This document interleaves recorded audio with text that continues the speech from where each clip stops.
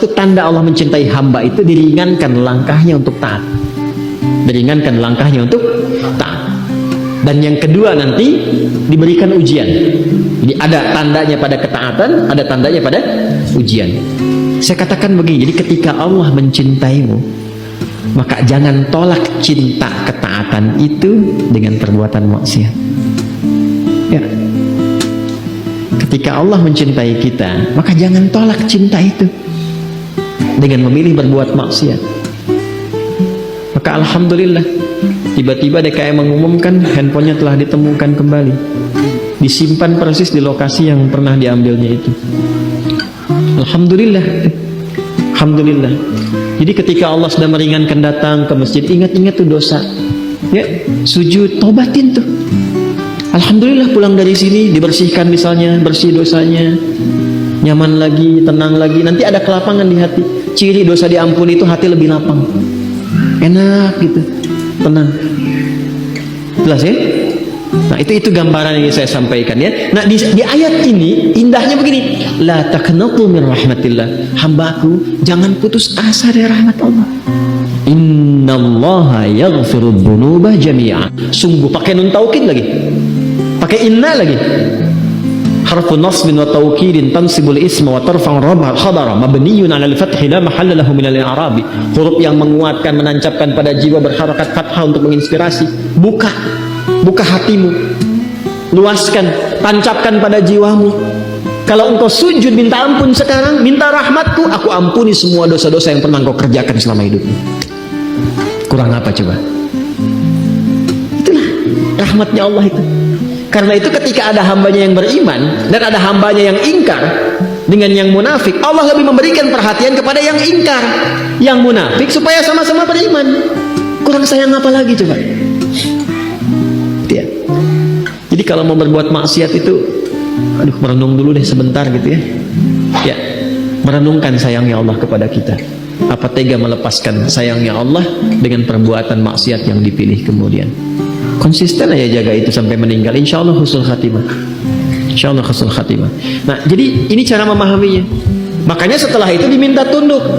Karena itu nanti di sini dikatakan wal ibadatu dunal awthani wal asnami wal aliha li'annahu jalla dzikruhu wa khaliquhum wa khaliqu man qablahum min abaihim wa ajdadihim wa khaliqu asnamihim wa awthanihim wa alihatihim faqala lahum jalla dzikruhu falladzi khalaqakum wa khalaqa aba'akum wa ajdadakum wa sa'iral khalqi ghairakum wa huwa yaqdiru 'ala darrikum wa naf'ikum awla bit ta'ati mimma la yaqdiru lakum 'ala naf'i wa la darrin. Allah mengatakan begini, ayo cepat balik beriman supaya kalian baik lagi, dapat rahmatku, dapat sayangku, dapat kemudahan sampai di akhirat nanti. Maka cepat taubat, sujud, sembah aku. Aku yang ciptakan kamu, aku yang ciptakan orang sebelum kamu, aku yang berkuasa memberikan manfaat kepadamu, aku yang menepis keburukan darimu. Kenapa dengan semua itu belum menyadarkan dirimu untuk kembali kepadaku dan menuhankan benda yang engkau sadari tidak memberikan respon apapun pada seruan dirimu? Itu akal kita disentuh itu. Ya, aku kan yang menciptakan engkau, menciptakan orang sebelum engkau. Nanti kita bahas tafsiran khalaqa itu seperti apa. Sampai saking kalau kita nanya, dijelaskan oleh Allah diciptakannya bagaimana. Dijelaskan. Sampai dirinci ayat-ayat penciptaan itu. Sampai sebelum kita ada, bagaimana tercipta, di kandungan seperti apa, dilahirkan bagaimana, ibu yang mengandung rasanya bagaimana, setelah lahir seperti apa, diberikan ASI berapa lama, dirawat-rawat, disayang-sayang, ada persoalan apa diselesaikan, itu semua rinci. Bahkan turun surahnya, surah 76 itu surah Al-Insan, tentang manusia. Hal ata 'alal insani hinum minad dahri lam yakun syai'an madhkura. Apa kamu belum sadar juga? Dulu ketika kamu belum ada itu, kamu ada di mana? Dalam kondisi apa? Satu-satunya kitab suci di muka bumi yang menjelaskan tentang penciptaan manusia dari sebelum ada sampai berpulang dengan sangat detil hanya Al-Quran. Dan yang bisa menjelaskan dengan detil itu pasti penciptanya. Kalau bukan pencipta nggak mungkin bisa menjelaskan dengan detil. Mustahil.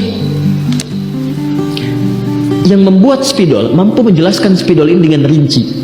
Bahannya apa, kadar tintanya berapa, fungsinya bagaimana, bisa dihapus cepat atau tidak, yang bikin.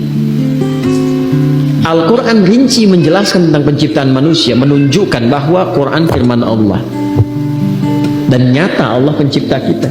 Sekarang yang menciptakan kita, menyayangi kita, mengasihi kita, jangan sampai kamu celaka. Aku yang ciptakan engkau, aku yang menyayangi engkau, aku menerima taubatmu, aku memberikan kasih kepadamu. Cepat kembali. Kembali. Sekarang alhamdulillah kita mengatakan beriman. Tapi kategori yang mana? Apakah iman yang pertama? Ataukah mengaku di lisan beriman tapi masih ada perbuatan maksiat? Atau ada sifat nifak yang menjangkit di dalam hati kita? Maka dengan ayat ini, satu ayat ini aja, pulang tobat. Pulang tobat. Saya nggak mau Anda ngaji hafal ayatnya, cuma tahu halaman, tahu ini, itu bukan istimewa. Banyak yang bisa begitu. Orientalis banyak kok, hafal Quran, hafal hadis, ini itu banyak. Yang saya inginkan, apa manfaat ayat ini terhadap perubahan pada diri kita? Karena ahli Quran itu kalau benar ngajinya merubah dirinya, lebih baik.